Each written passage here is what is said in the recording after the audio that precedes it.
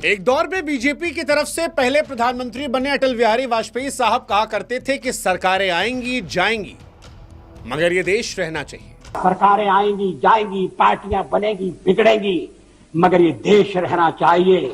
उन्हीं अटल जी के देश में उन्हीं बीजेपी की पार्टी के एक मंत्री आज राजनीति को उस स्तर पर ला चुके हैं जहां पर 116 लाशों पर उगी गोभी से हुए नरसंहार का वो मजाक उड़ा रहे हैं। तस्वीर में जो ये ट्वीट आपको दिख रहा है, ये असम के मंत्री का सिर्फ एक ट्वीट नहीं है बल्कि उस सोच का सार्वजनिक प्रदर्शन है जो सत्ता में बैठकर इंसानियत से खाली हो जाती है। जिस देश में 36 साल पुराने दंगे के जख्म आज तक नहीं भरे, जहां परिवार आज भी उस दर्द को जीते हैं, उस नरसंहार पर मंत्री साहब मीम बना रहे हैं। और सबसे भयानक बात जानते हैं क्या है? जितनी बेशर्मी मंत्री साहब की है उतनी ही उनके चाहने वालों की। न शर्म, न दुख, न घिन, न पछतावा। मानो जैसे भागलपुर में 116 इंसान नहीं मरे थे, 116 सूखे पत्ते, कीड़े मकोड़े। एक तरफ जब दिल्ली में डॉक्टर्स को हम देख रहे हैं कि वो बम फोड़ रहे हैं, ये कह रहे हैं कि इस्लाम में फटना त्याग है, उस वक्त हमको लगता है कि ये जो ट्वीट है, ऐसे ही ट्वीट शायद उस मानसिकता के लोगों को दिखाया जाता होगा जब कुछ इंसानियत के दुश्मन उन नौजवानों को भड़काते हैं। क्योंकि ये ट्वीट सिर्फ असंवेदनशीलता नहीं है, यह अपराध के ग्लोरिफिकेशन के बराबर है। असम के मंत्री अशोक सिंघल, जिनके ट्वीट से साफ हो गया कि सत्ता ने उनके भीतर संवेदनशीलता का आखिरी कण खींच लिया है। हाँ, हो सकता है उनके चाहने वाले कोई चिंटू पिंटू आकर कहे कि सर गोभी ही तो उगाई है, लेकिन सच आप भी जानते हैं, सच आप भी जानते हैं। बिहार चुनाव के नतीजों के बाद ये जो कोड वर्ड है ना, इससे क्या मैसेज आप देना चाहते हैं वो आप भी समझते हैं, हम भी समझते हैं। और इसका असर क्या होगा या ऐसी नफरती सोच का असर क्या होता है वो इन दिनों हम और आप देख भी खूब रहे हैं। आज अगर कोई मंत्री नरसंहार का कोड वर्ड ट्वीट करता है तो सिर्फ एक पक्ष को उकसा नहीं रहा है, वो दूसरे पक्ष को संकेत दे रहा है। असम में चुनाव है अगले साल, संकेत है कि पुराने जख्मों को कुरेदो, आग लगाओ, माहौल गर्म करो। देखो, मैं भी तो कर रहा हूं, मैं मंत्री होकर कर रहा हूं, तुम भी कर सकते हो। यह शब्दों से हिंसा का माहौल बनाया जा रहा है और फिर चुनाव के वक्त यही हिंसा वोट पे तब्दील हो जाती है। और ये आज के दौर में राजनीति का सबसे खतरनाक रूप है, नफरत की बीज बोकर वोट की फसल काटना। मंत्री साहब, इंसानियत की लाशें चुनावी फसल नहीं होती हैं।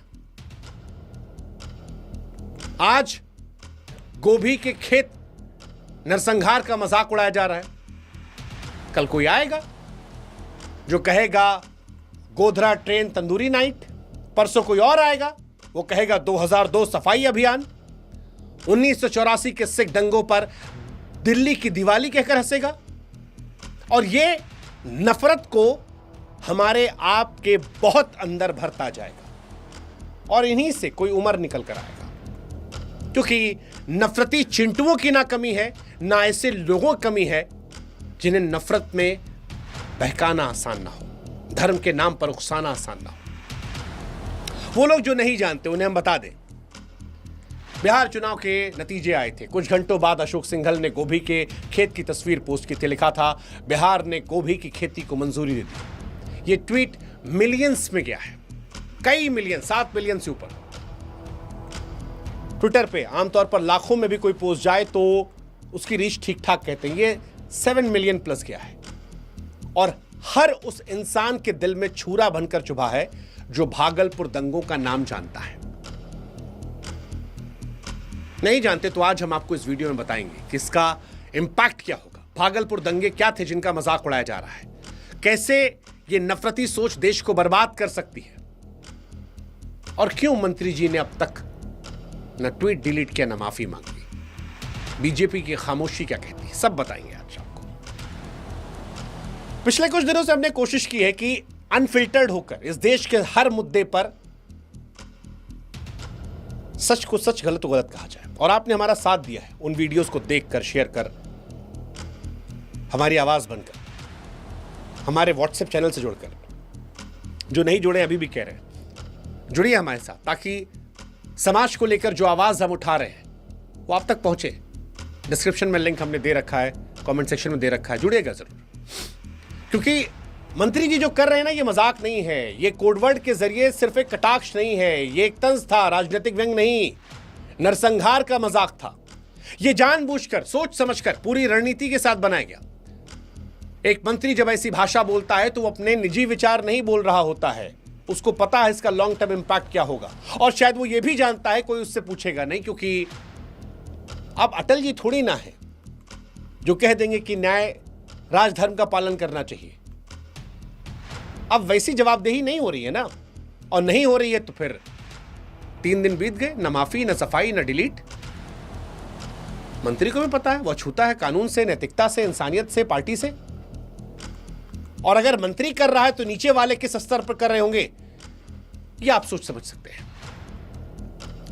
किसी को अभी भी इसकी गंभीरता का अंदाजा नहीं है तो आपको ले चलते हैं साल 1989 भागलपुर, वो काला अध्याय जिसकी आग में 1100 लोग तप गए। ऑफिशियली, अनऑफिशियली कहा था कि 2000 से 3000 आदमी झुलस गए थे। 250 गांव में भागलपुर में दंगे फैले थे, कई दिनों तक पुलिस नहीं पहुंची थी। उसी देरी ने दंगाइयों को समय दिया कि भागलपुर के गांव में जहां मुसलमान ज्यादा थे उनको मारकर गाड़ दिया जाए। और सिर्फ गाड़ा नहीं गया, पकड़ा ना जाए इसलिए जमीन में गाड़ने के बाद उन पर फूल गोभी बो दी गई थी ताकि सबूत ना बचे। 36 साल बाद वो खेत हरा है। अब जड़ों में खून नहीं है, वोटों की खाद डाली जा रही है। सन्नाटा इतना है कि भागलपुर की माओ की सिसकियां दब गईं, जिनके बच्चे गोभी के नीचे सो रहे हैं। और ये कोई मनोहर कहानी नहीं सुना रहे हैं आपको, ये दस्तावेज है, कोर्ट के रिकॉर्ड हैं, इंसानों का इतिहास है। वो लाशें आज भी बिहार की मिट्टी में पड़ी चीखों की तरह हैं। उनका नाम लेना आज भी कई घरों में आंसू लाता है। उस त्रासदी को एक मंत्री मीम बनाकर पेश कर रहा है, और यहां पर बीजेपी की चुप्पी परेशान करती है। असम के मंत्री की गोभी के जरिए नरसंहार पर जो ये कटाक्ष किया गया, नरसंहार पर, नफरत पर, लाशों की जो खेती की गई, वो खतरनाक इसलिए है क्योंकि ये खामोशी नहीं है, एक तरीके से स्वीकृति है कि कोई आदमी जब 2025 में, जब पूरा भारत विकसित भारत का सपना देख रहा है, तब पार्टी से कोई एक शब्द नहीं बोलता, न इसके खिलाफ ट्वीट करता है, न ट्वीट डिलीट करवाता है, न इस्तीफा होता है। तो यह संदेश जाता है कि मंत्री जी की बात से किसी को परहेज नहीं। उल्टा लोग आकर जस्टिफाई कर रहे हैं कि अरे आप पे लोग ज्यादा सोच रहे हैं, मंत्री जी ने तो गोभी कहा था। अरे गोभी का फोटो डाल के 7 मिलियन व्यूज आए उसमें। आप जानते हैं ना कि वो क्या है, कहां कटाक्ष करना है। ये जो बारीक अंतर है मजाक और नरसंहार के जरिए नफरती राजनीति का, सिखाइए मत। लेकिन जो जस्टिफाई कर रहे हैं कि नहीं नहीं खाली गोभी का तो बात है, वो ये संदेश देने की कोशिश कर रहे हैं कि अगली बार और तेज धार वाला कोडवर्ड लाओ, हम पीठ ठोकेंगे। ये चुप्पी सिर्फ सहमति नहीं है, प्रोत्साहन है, सरपरस्ती है। फिर मैं कह रहा हूं, अटल बिहारी वाजपेयी की बीजेपी होती तो शायद मंत्री को पद से हटा दिया जाता, या कम से कम सार्वजनिक रूप से लताड़ लगाई जाती। ये पूछा जाता कि राजा का धर्म होता है सबके साथ न्याय करे, लेकिन नरसंहार पर असम के मंत्री मीम बनाकर बचे हुए हैं। उन्हें कोई हिचक नहीं हुई है। उन्हें लग रहा होगा कि ठीक तो कर रहे हैं, किसी को बुरा थोड़ी लग रहा, फॉलोअर ही तो बढ़ रहे हैं ना भाई। सच कहें तो इसका मतलब जानते हैं क्या है?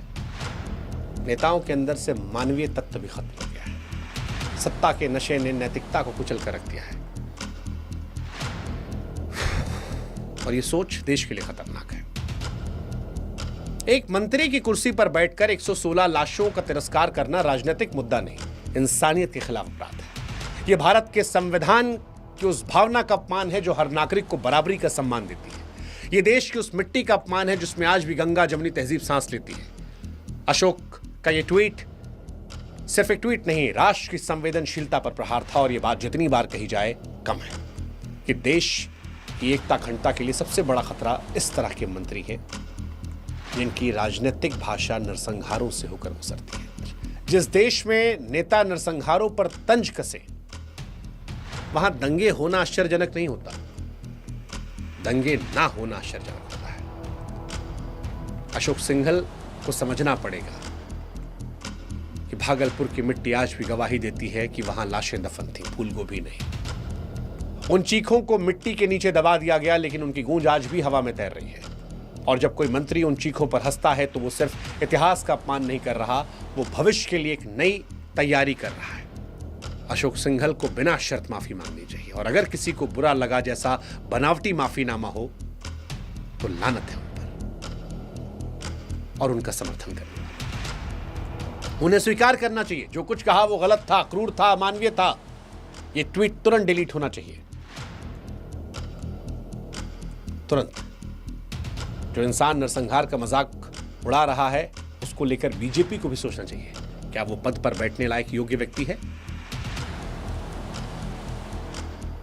हालांकि अशोक सिंघल के साथ जो घटना है उसमें बीजेपी का रवैया, अशोक सिंघल का रवैया इसके उलट है।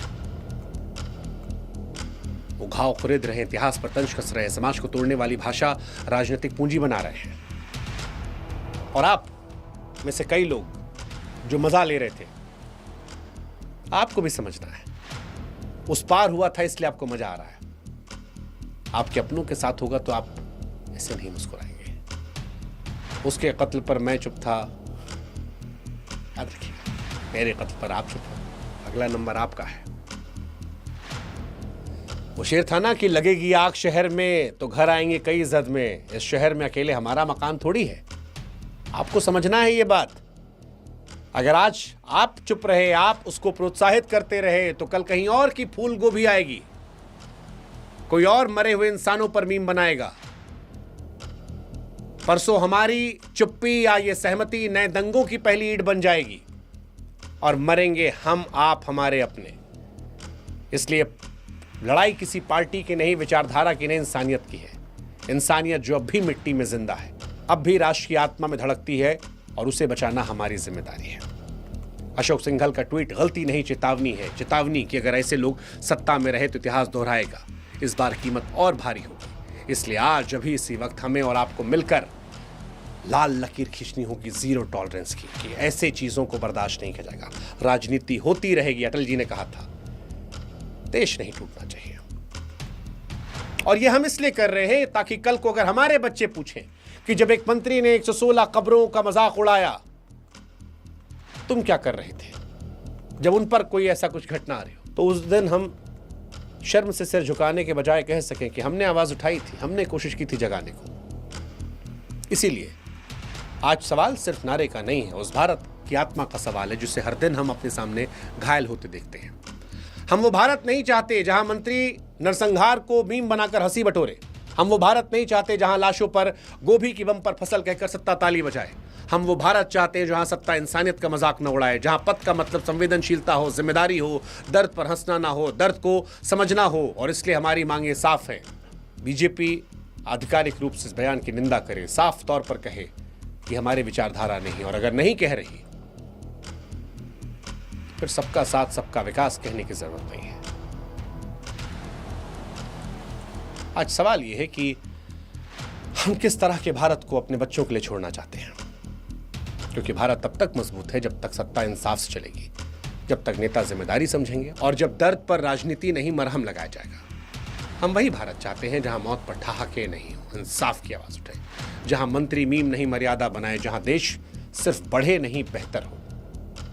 अगर आज हम और आप चुप रहे तो ये सवाल आने वाली पीढ़ी पूछेगी, कहां बिजी थे आप जब ये सब देश में हो रहा था? व्हाट्सएप चला रहे थे, रील बना रहे थे। इस मिट्टी में धर्म से पहले इंसानियत की खुशबू है, हवा में नफरत नहीं मोहब्बत की डीएनए है। इस जमीन की ताकत एकता, और इस एकता को कोई मंत्री, कोई पार्टी 3 शब्दों के ट्वीट से तोड़ नहीं सकता जब तक जनता एक्टिव रहेगी। आज बोलना सिर्फ हक नहीं फर्ज है, और ये फर्ज आपको भी निभाना है।